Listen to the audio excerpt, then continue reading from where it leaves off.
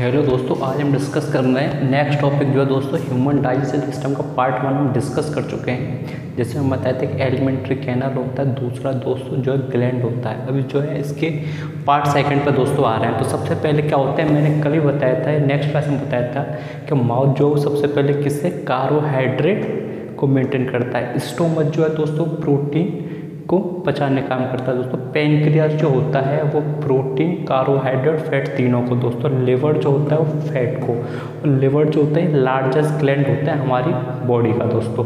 इसके अलावा का रीजनरेट ऑर्गन ओनली, इसमें क्या होता है कि अपने ऑर्गन को केवल क्या करता है, दोबारा से उत्पन्न करने की शक्ति किस होती है, केवल दोस्तों लिवर में होती है दोस्तों।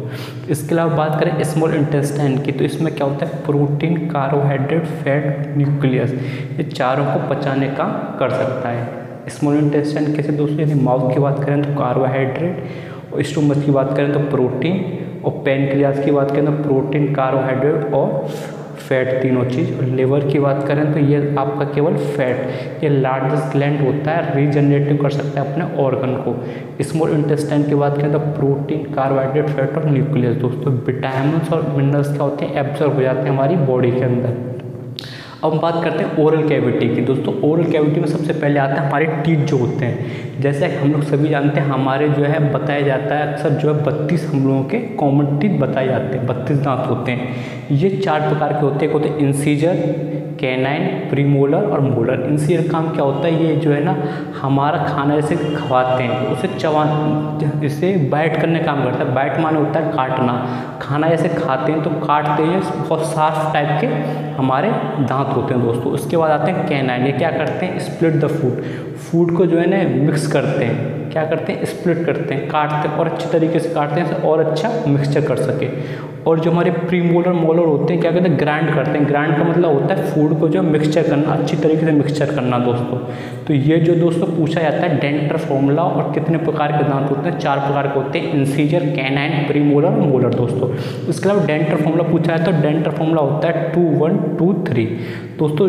2 1 2 3 कितने हो गए, 2 3 5 5 और 3 8, 8 × 4, 4 का मिलकर क्या करते हैं, एक अपर, लोअर, राइट और लेफ्ट और राइट और अपर और लोअर दोस्तों। इस तरीके से क्या हो जाते हैं, 4 हो जाते हैं। तो इससे होता है 8 × 4 हमारे 32 दांत होते हैं। चाइल्ड की बात करें तो यहाँ में यहाँ पे प्रीमोलर जो एब्सेंट हो जाते हैं, प्रीमोलर एब्सेंट हो जाते हैं, और मोलर के जो 2 हो जाते हैं, 2 1 0 2।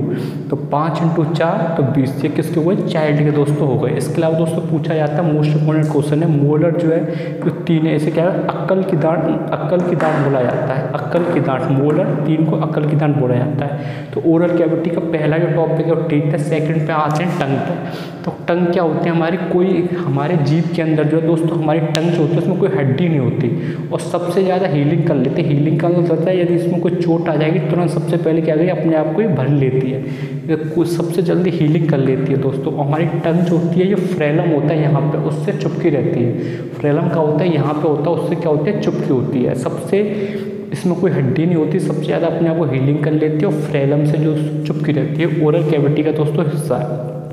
उसके बाद ना सैलिवरी ग्लैंड में, सैलिवरी ग्लैंड में 3 प्रकार की होती है, कल भी नेक्स्ट क्लास में डिस्कस, सबलिंगुअल, सबमैक्सिमल, एक पैराटोड। पैराटोड जो होते हैं हमारे ईयर के नीचे यहाँ कहीं होती है, ये यहाँ पे होते हैं। सबलिंगुअल क्या होती है, हमारे टीथ के बगल में, ठीक है दोस्तों, बिलो द टीथ के नीचे दोस्तों। और सब मैक्सिलरी क्या होती है, जॉ, हमारे जबड़ा जो होता है उस पर जो होती है सब मैक्सिलरी बोलते हैं। सबलिंगुअल क्या हुई, बिलो टंग, हमारी जबान के नीचे। और पैराटोड क्या हुई, बिलो ईयर। उसके बाद होता है ओसोफेगस। ओसोफेगस क्या होता है, एक पाइपलाइन टाइप की होती है जो हमारे यहाँ से लेके स्टोमच यहाँ तक होता है, यहाँ से गले से लेके स्टोमच तक होता है, उसे ओसोफेगस बोलते हैं। ये ना तो डाइजेशन काम करता है, ना इसमें दोस्तों कोई एंजाइम होता है। अब आती है फिनिक्स क्या होते हैं, ये कनेक्शन बिटवीन दोस्तों बहुत इंपॉर्टेंट क्वेश्चन है, पूछा जाता है। ये क्या होता है, कनेक्शन होता है रेस्पिरेटरी सिस्टम का और डाइजेस्टिव सिस्टम का दोस्तों। ये जो हमारा हो गया डाइजेस्टिव सिस्टम, ये हो गया रेस्पिरेटरी सिस्टम। तो खाने के बोलते हैं, खाने के टाइम को बोलना नहीं चाहिए, क्योंकि खाना यदि हमारा रेस्पिरेटरी सिस्टम चला गया डाइजेशन की अपेक्षा तो हमें बड़ा हानिकारक हो जाएगा। बहुत लोगों की दोस्तों इससे मौत भी हो जाती है। तो खाना खाते वक्त हमें क्या नहीं करना चाहिए, बोलना नहीं चाहिए दोस्तों।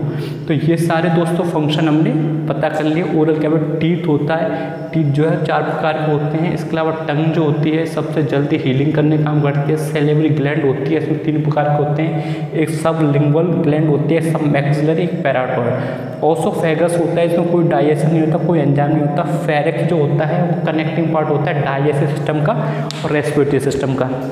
दोस्तों अब हम जो नेक्स्ट टॉपिक की बात करेंगे वो है हमारा स्टोमच। तो दोस्तों एक मैप पे बन नहीं पाया तो मैं दूसरा मुझे बोर्ड लेना पड़ा दोस्तों। अब बात करेंगे स्टोमच की, जिससे हिंदी में बोलते हैं अमाशय। ये क्या होता है, ब्रॉडेस्ट होता है एलिमेंट्री कैनल का। तो क्या बोलते हैं स्टोमच को हिंदी में क्या बोलते हैं, अमाशय दोस्तों। ये 1.5 लीटर तक जो है कंज्यूम कर सकता है हमारे खाने को या फिर पानी को दोस्तों। ये गेट्स ऑफ स्प्लिंटर, इसमें क्या होते हैं, गेट्स होते हैं। तो क्या होता है, जब हम दबा के कोई चीज़ खा लेते हैं तो गेट्स खुल जाते हैं और खाना चलाते हैं दोस्तों। हमें अधिकतर हिचकी आती है, उसका कारण यही है कि हम जो है बहुत ज़्यादा दबा के खा लेते हैं, जिससे क्या रहता है हमारा जो स्टोमच होता है वो अपने गेट्स को ओपन कर देता है, तो स्प्लिंटर के थ्रू दूसरे पार्ट में पहुंच जाता है खाना हमारा। इसके अलावा HCl जो है ज़्यादा सीक्रेट होता है तब भी हमारे हिचकी आती है दोस्तों। अब ये पूछा था रेगुलेशन क्या होता है। रेगुलेशन का मतलब होता है गाय और भैंस। तो गाय भैंस क्या करती हैं, उन्हें वो एक्चुअली क्या हमारे डिपेंड है। तो जैसे हम लोग पालतू रखते हैं तो जरूर नहीं जैसे सुबह खाना दे दे, शाम को खाना देंगे नहीं देंगे, तो क्या करती हैं पेट में अंदर ले आते हैं, उसके बाद फिर चबाने काम करते हैं। आप कभी देखना भैंस जो है, भैंस या गाय जो है वो यदि चारा खाती है उसके बाद तक उसका मुँह जो चलता रहता है, क्यों क्या करते हैं दोबारा उसे वो अंदर से ला सकते, मतलब डाइजेस्ट करने के बाद दोबारा जो उसे चबाती रहती है दोस्तों। इसके बाद करते हैं स्मॉल इंटेस्टाइन। स्मॉल इंटेस्टाइन जो स्टोमच के नीचे का भाग होता है दोस्तों, स्मॉल इंटेस्टाइन। इसका नाम स्मॉल इंटेस्टाइन है पर इसकी वो रहती है 20 फीट लंबी होती है दोस्तों। ये यू शेप की होती है। इसके अंदर 3 पार्ट होते हैं, एक होता है ड्यूडेनम, एक होता है जेनम, एक होता है एलम। जो ड्यूडेनम पार्ट तो होता है ये स्टोमच और जेजनम के बीच का पार्ट होता है, जो मिक्स कर देता है बाइल फ्रॉम द गाइल blender and digestive juice from the pancreas. तो ये क्या करता है, ये मिक्स कर देता है गाल ब्लेंडर को। इसके अलावा डाइजेस्टिव जूस करता है कहाँ से, पैनक्रियाज से। जेजनम जो हो गया ये किसके बीच में, ड्यूडेनम और इलियम के बीच में रहता है। एब्सॉर्प्शन कर लेता है important nutrient such as sugar, fatty acid, amino acid. Jejunum हो गया ये मिडिल पार्ट हो गया है किसका, स्मॉल इंटेस्टाइन का, ड्यूडेनम और इलियम के बीच में एब्जॉर्प्शन कर लेता है sugar, fatty acid, amino acid. Ileum जो हो गया ये एब्जॉर्ब कर लेता है विटामिन B12 या वाई सॉल्ट दोस्तों। और जो चीज़ ऑब्जर्व नहीं कर पाता जेजम, उसे कौन एब्जॉर्ब कर लेता है, उसे एब्जॉर्ब कर लेता है इलियम दोस्तों। इसके अलावा क्या होता है, स्मॉल इंटेस्टाइन हमारे उसमें एक ऐसा पार्ट होता है जो एब्जॉर्प्शन कर लेता है। एब्जॉर्प्शन करने की क्षमता किसमें होती है, स्मॉल इंटेस्टाइन में होती है। स्मॉल इंटेस्टाइन हेल्प करता है डाइजेशन ऑफ फूड और एब्जॉर्ब डाइजेस्ट। ये डाइजेस्ट करता है, ये डाइजेस्ट नहीं पाता उससे क्या करता है दोस्तों, ये जो है जो डाइजेस्ट नहीं होता उसे क्या करता है, ये अपने पास एब्जॉर्ब कर लेता है दोस्तों। स्मॉल इंटेस्टाइन के बाद बात आती है लार्ज इंटेस्टाइन की। तो लार्ज इंटेस्टाइन जो होती है उसमें भी 2 पार्ट होते हैं दोस्तों। पहला होता है कॉलन, दूसरा होता है रेक्टम। तो कॉलन का काम क्या होता है, जो वेस्ट मटेरियल जो रह गया है, ठीक है दोस्तों, जो वेस्ट मटेरियल रह गया mostly liquid that travel to column. तो जो वेस्ट मटेरियल रह गया है वो क्या करता है, जो अधिकतर जो लिक्विड होता है वो चला जाता है कॉलन के अंदर। कॉलन रिमूव कर देता है वाटर को फ्रॉम द स्टूल, बैलेंस करता है इलेक्ट्रोलाइट, पीएच, बैक्टीरिया, हेल्प करता है डाइजेस्टिव सिस्टम में। इतना याद करना है, कॉलन क्या होता है, जो वेस्ट मटेरियल रह गया है अधिकतर उसमें लिक्विड होता है, उससे ये जो एब्जॉर्प्शन का काम करता है दोस्तों। फिर रेक्टम 8 इंच का चैम्बर होता है connect between colon and rectum. तो ये जो है 8 इंच का चैम्बर होता है रेक्टम, ये एनस से दोस्तों या कनेक्टिंग कॉलम एंड एनस होगी। एनस का मतलब होता है बाहर करने का रास्ता, जिसके थ्रू जो है दोस्तों बाहर कर देता है। इसके अलावा दोस्तों क्या होता है, किडनी जो स्टोन होते हैं उसे हम लेज़र की सहायता से दोस्तों निकाल सकते हैं। पर यदि गॉल ब्लेंडर के अंदर यदि स्टोन हो जाएगा तो गॉल ब्लेंडर दोस्तों पूरा का पूरा निकालना पड़ता है। अब इसमें लास्ट टॉपिक आता है पेनक्रियास। पेनक्रियास क्या होता है, सेकेंड लार्जेस्ट ग्लैंड होता है ह्यूमन बॉडी की दोस्तों। ये इसका स्ट्रक्चर है। इसमें हमें 3 चीज़ें पता होना चाहिए, अमाइलेज, लाइपेज और ट्रिप्सिन। अमाइलेज कंट्रोल करता है कार्बोहाइड्रेट को, लाइपेज कंट्रोल करता है फैट को और ट्रिप्सिन किसे, प्रोटीन को। पी यहाँ पे आ रहा है तो पी ट्रिप्सिन और प्रोटीन, लाइपेज और फैट, अमाइलेज और कार्बोहाइड्रेट दोस्तों। या तो आप ऐसे याद कर सकते हैं AC, इसके ट्रिक ऐसे बना लो। और ट्राइप्सिन पी आ रहा है और लाइपेज का आप कर सकते हैं LF या कुछ भी करके।